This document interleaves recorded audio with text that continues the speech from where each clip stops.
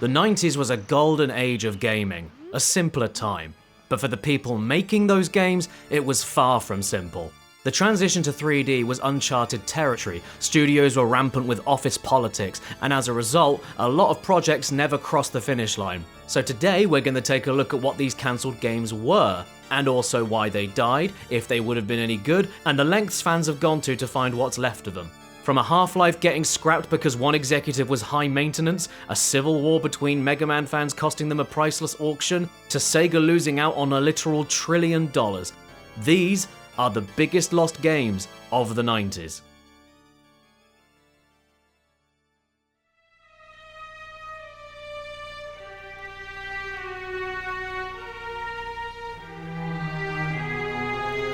What do you mean you couldn't catch him? Guy's fast as lightning, boss. He just disappeared in the blue streak.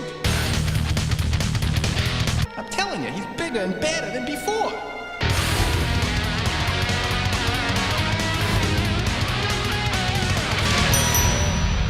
Sega. Generally considered the best game on the Genesis, Sonic 2 was developed by Sega Technical Institute, a California super studio that combined the talents of Japanese and US devs under one roof. But cultural differences mounted, and long story short, the two sides broke up as soon as it was finished. After making a few games separately, the Japanese flew home to make Nights into Dreams, which would end up a critical and commercial success. Meanwhile, the Americans were tasked with developing the first 3D Sonic game, and it was one of the most hellish experiences you could ever imagine.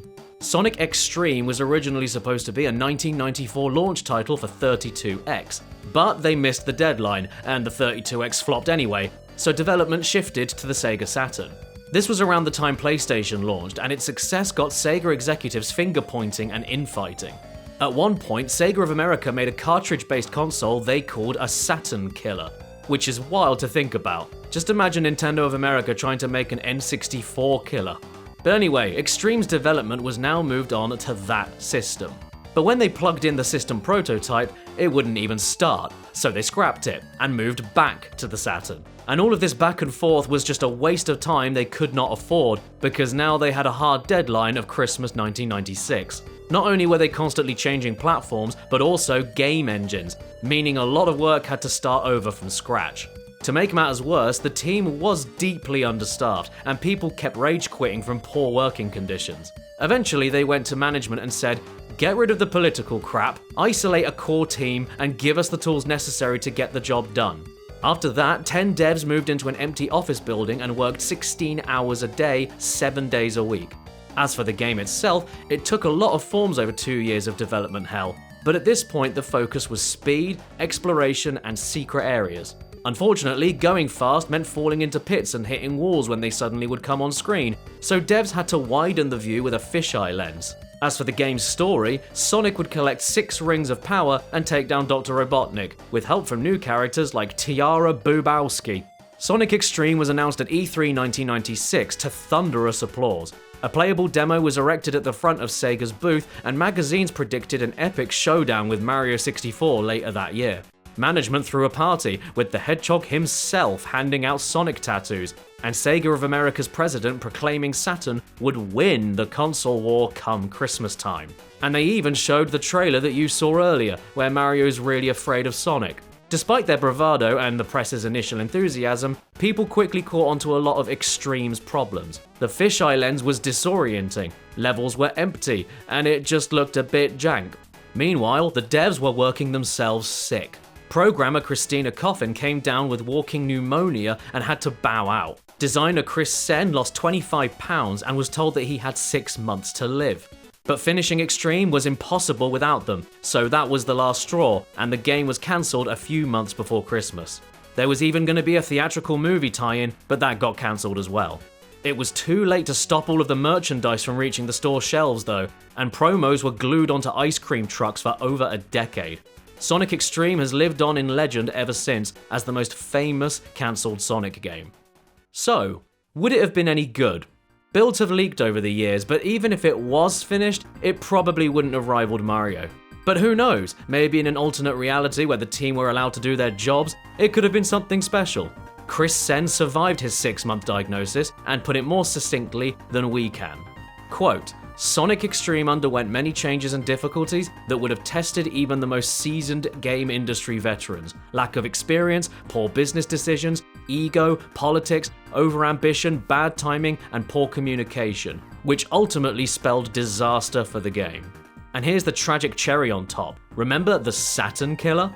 Sega gave Nvidia $5 million to make it, and by all rights, should have gotten their money back when it didn't work. But Nvidia's president asked if he could keep the money, and in exchange, give Sega part ownership of his company. Sega took the deal and then cashed out a few years later at a decent profit.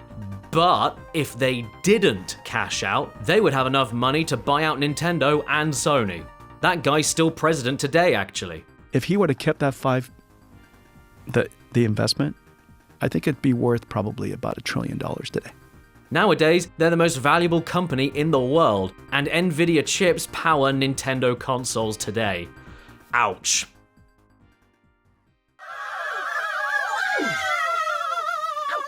That is Mario 128, a completely different project from 64's direct sequel.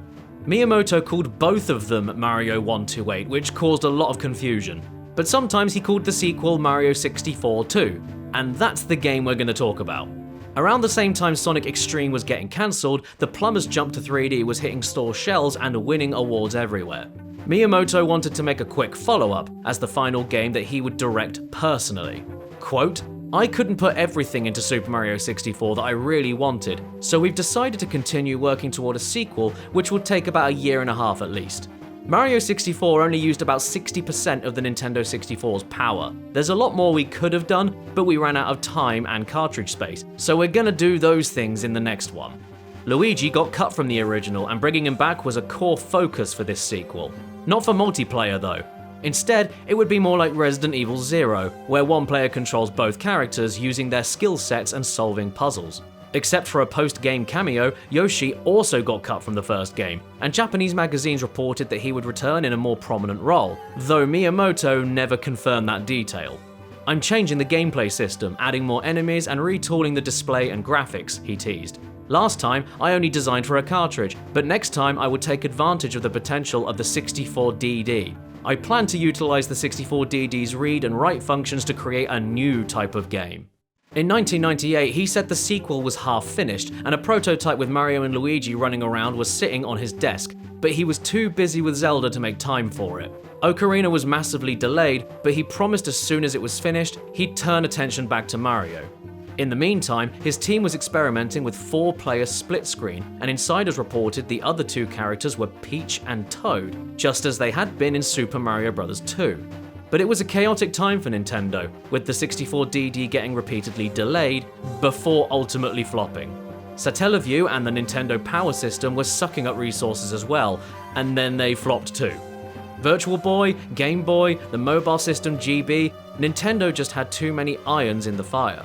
Miyamoto was overloaded too, producing a dozen games at once and having to move developers back and forth between them like a game of whack-a-mole. A lot of them got delayed, while others never came out at all. 64-2's cancellation was never formally announced, but it faded around the same time Mario 128 got revealed. It kinda had the same name, so a lot of people thought it was just the same game. Miyamoto teased it might be a GameCube pack-in title, but that didn't end up happening either.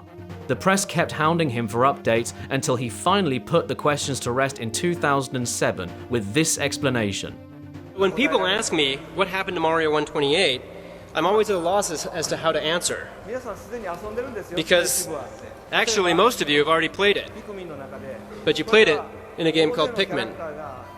Basically, he said Mario 128's 100 on-screen characters became Pikmin, and its spherical stage turned into Mario Galaxy's planets. No one asked him for updates ever again, but he was talking about 128, not 64-2. Those questions were never answered. Maybe some ideas made it into 64DS or 3D World, but who knows? Maybe it didn't become much of anything. It's really hard to say for certain, since no footage or screenshots were ever made public. Obviously it would have been good, and fans hope that someday that a half-finished prototype from Miyamoto's desk may leak online. But if it hasn't by now, after 25 years and all of the Giga leaks, it probably never will.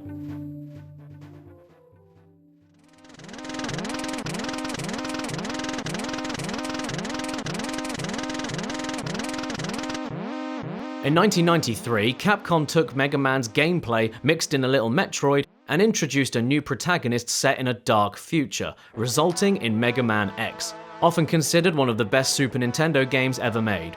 After a couple of direct sequels, Capcom started working on a spin-off that would never see the light of day. No one knew it existed until 2018, when franchise archivist ProtoDude found design documents on Yahoo Auctions Japan with an opening bid of $1,000. He'd bid on the proto carts before, but this was for a game that no one had even heard of. Translating the auction photos revealed the title as Mega Man X Interactive. It was dated 1995 to 96, starred classic characters and new ones, and had hours of cutscenes, interspersed with gameplay and dialogue options that send you down branching paths. In the 90s, people would have called it an interactive movie game, hence the game's title. ProtoDude asked fans to pull resources so he could buy the full 11 pages, have them translated, and donated to the Video Game History Foundation. They raised over 10 grand in a day, and ProtoDude placed his bid. Unfortunately, because I made that public, someone pretty high up in the Japanese Mega Man community saw it. So they reported the auction, and it had an hour to go, still no bids, and within that hour, it was pulled. It was gone, completely gone. Japanese fans applauded the takedown. They believed making the documents public would be disrespectful to Capcom, and suspected that they might have been stolen.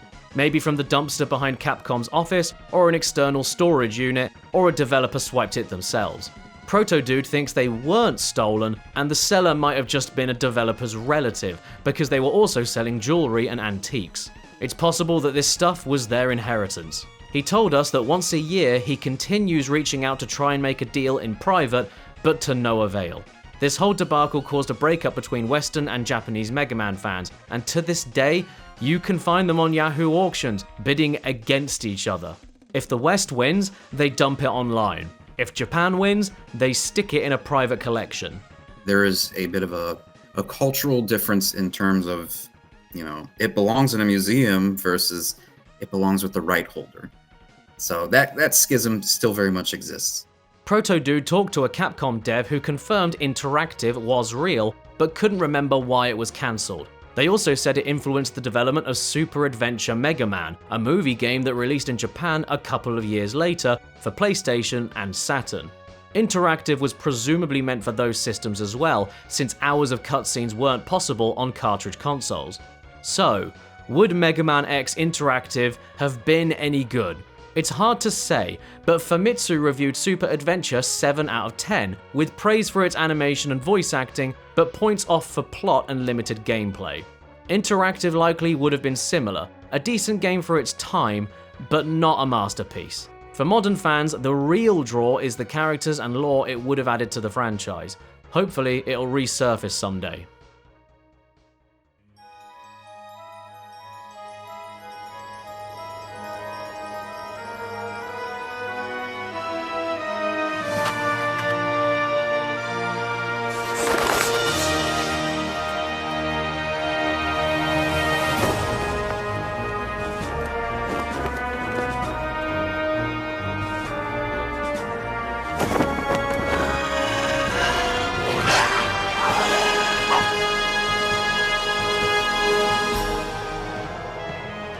Look at any NES Top 100 list and you'll find the Castlevania trilogy all near the top.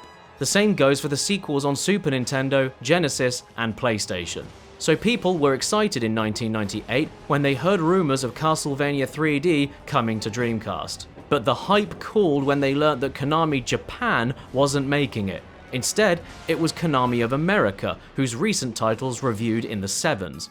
Even more concerning was the anonymous insiders, who trashed the project and called it Cancelvania, implying that it was a train wreck that would never come out. But Konami shut them up, and showed up to the next E3 with an impressive demo. Now titled Castlevania Resurrection, fans were relieved to learn its director was Norio Takamoto, a designer on the excellent Castlevania Bloodlines, who worshipped Symphony of the Night. He was axing Castlevania 64's puzzles and fetch quests, and going back to what made the series great to begin with, jump and whippin' action. He told reporters, think of it as a 3D version of the very first Castlevania. Instead of wandering around courtyards, you'd be whipping your way through 50 linear stages. The story was set in 1666, with Victor and Sonia Belmont as its two playable characters. It would run at 60 frames per second, and the music was ambient and gothic, just as it should be. Outlets got a 25% complete build later that year, with GameSpot saying after the disappointment of Castlevania 64, this could be the series' true transition to 3D. IGN loved what they played and called it incredible, with potential to be the series' own Super Mario 64. They had concerns about the camera, but the game was still far from complete, so hopefully the wrinkles would get ironed out before launch. Unfortunately though, Dreamcasts weren't exactly flying off of the shelves, so the day that Sony revealed the PS2's launch date, Konami cancelled all of their Dreamcast projects, including Resurrection.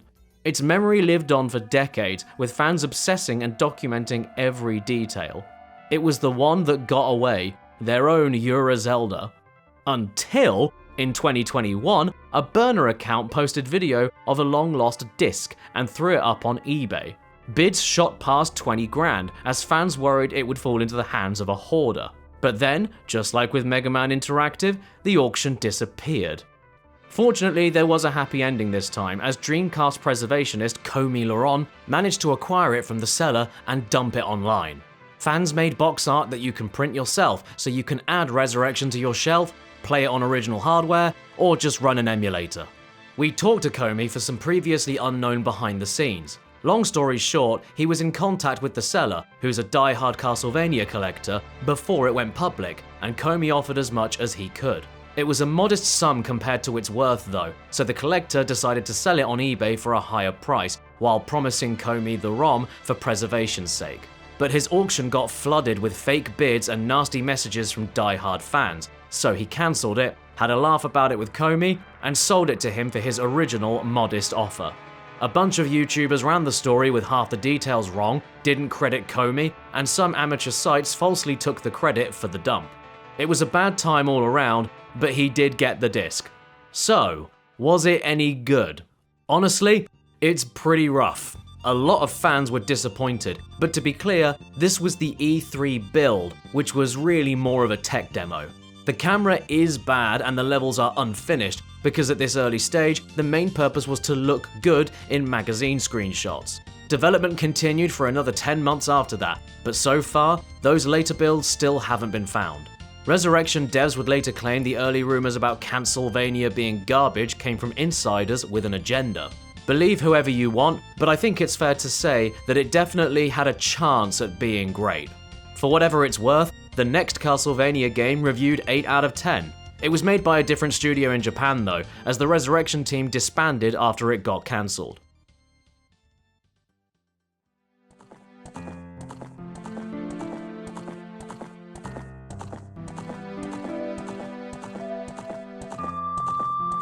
Probably the 90s most famous cancelled game, Ura Zelda was a 64-disc drive expansion to Ocarina of Time that promised new areas, dungeons, minigames, and even more.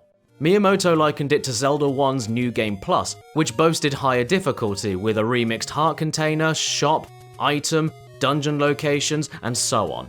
Zelda 1's New Game Plus doesn't have an in-game title. Western fans call it Second Quest, but in Japan it's often referred to as Ura Zelda, which translates to Another Zelda, or Zelda's flip side. And that's what this new Ura was gonna be, a continuation of that old tradition, but more ambitious. Miyamoto said there'd also be, quote, the random element. Every time you go in a dungeon, the composition will be different. For example, if a treasure chest was in a certain place the first time you entered a dungeon, it won't be there next time, it'll be somewhere else. We wouldn't be able to design our own dungeons, but we could, quote, download new dungeons and share data with other players. Potentially hundreds of dungeons, he said. In another interview, he teased, we've already talked about a network Zelda as an interesting idea. The assistance of other players in the network could motivate a player's active participation instead of the traps or secrets that I create. We asked Giles Goddard, an Ocarina dev sitting next to Miyamoto in that interview, if they actually worked on those network features, and what were they? Instead of the traps or secrets that I create. Do you recall any specifics regarding work on this network Zelda that have never made their way into a finished Zelda game? Yes.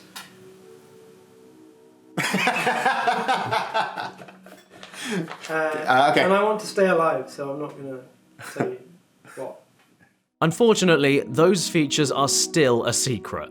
During the last 2 years of Ocarina of Time's development, Miyamoto teased a lot of ideas for its expansion, but eventually narrowed the scope down to just remixed dungeons. But director Aonuma didn't want to do it, as he didn't think it could properly be called a new game. So a bargain was struck. A skeleton crew would keep making Ura, while the rest of the team developed a full sequel, under the condition that they only had 1 year to do it. Miyamoto told the press he was serious, and if Aonuma couldn't hit the deadline, he'd cancel the sequel. Luckily, they managed to pull it off, and Majora's Mask released in early 2000. Miyamoto announced soon after that Ura Zelda was finished, and since the 64DD flopped, maybe he would sell it as a $20 cartridge. But the Nintendo 64 generation was coming to a close, so he kinda didn't know what to do with it. A couple of years later, GameCube was struggling, so they decided to give it away as a pre-order bonus for Wind Waker to help boost sales. In English, it's Master Quest, but in Japanese, it's still called Ura. After all of those years waiting though, a lot of fans were disappointed. This was even less ambitious than Zelda 1's Ura. Where was the randomization, downloadable dungeons, and network features? Many were convinced the real Ura was locked away in a vault somewhere. In reality though, most of its grand ideas just never got developed, and this was all that remained. A decade later, Ocarina got remade for the 3DS. 知る人ぞ知るもう一つの時のオカリナ、通称ウラゼルダ。 This was closer to the original vision. The entire game was flipped left to right, enemies dealt double damage, a new boss rush, and of course, remixed dungeons. It was a nice second quest, but still couldn't live up to the promises and hype of the original, the legendary, Ura Zelda. I have recommended your services to my employers, and they have authorized me to offer you a job. They agree with me that you have limitless potential. In 1998, the only game that won more Game of the Year awards than Ocarina of Time was Half-Life. It had the atmosphere, cutscenes woven into gameplay, and a story worthy of an RPG. On PC, it broke records and sold 10 million copies, leading the entire genre to reshape itself in Half-Life's image, from the shooting galleries of old to the immersive worlds of today. You play as a Black Mesa scientist the day an experiment goes haywire and opens a rift to another dimension. Aliens pour in, followed by the US government rushing to cover it up and kill the witnesses, including you. A couple of sequel expansions followed, each telling the same story from a different perspective, a US Marine and a security guard. But in 1999, one more game was in development called Hostile Takeover, where you'd play as a junior G-Man in training under the watchful eye of the interdimensional bureaucrat himself. Wearing the same suit, trying to work your way up the corporate ladder, that kind of thing. The story started in an underground mining facility called Allied Processing, where workers portal to other dimensions, grab some minerals, and then teleport back to ship them to Black Mesa. When the science experiment goes south, all the miners start burning the evidence, as they know the government's coming to seize control, hence, the game was called Hostile Takeover. Together with Allied Processing security forces, you'd have to fight your way above ground, past aliens, head crab-infected monkeys, and other new enemy types. After escaping to the surface, the military would arrive and you'd have to shoot your way out. All along, G-Man observes you from afar, till near the very end, where he'd then nuke the facility. The other expansions were made by Gearbox, but this one was developed by 2015 Inc., with Valve writing the story. The game was 60% finished, then one day, Valve sent a note saying it was cancelled. We talked to Benson Russell, one of Hostile Takeover's core designers. Everyone was pissed. I was a co-owner of the company and I got called in, and they handed the note to me. I read it and I was like, what the fuck is this? Like, why? We're making good progress. We have all these good things to show. Like, we don't understand. Like, why is this? It was a big mystery to the company in that regard. And then later on, talking with other people, then realizing it's like, oh, okay, yeah, now it makes sense. Long story short, 2015's CEO was a bit of a control freak and was just plain difficult to work with. Valve head Gabe Newell didn't want to put up with the drama anymore and pulled the plug so he'd never have to see him again.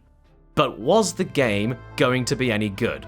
2015's previous work was well received, And after all of this went down, a lot of the devs were fed up with their boss as well. So they quit and formed their own studio, Infinity Ward, where they made the first Call of Duty, which reviewed better than the Half-Life expansions that did come out, leading to them making a dozen sequels. In other words, yes, Hostile Takeover would have been pretty good.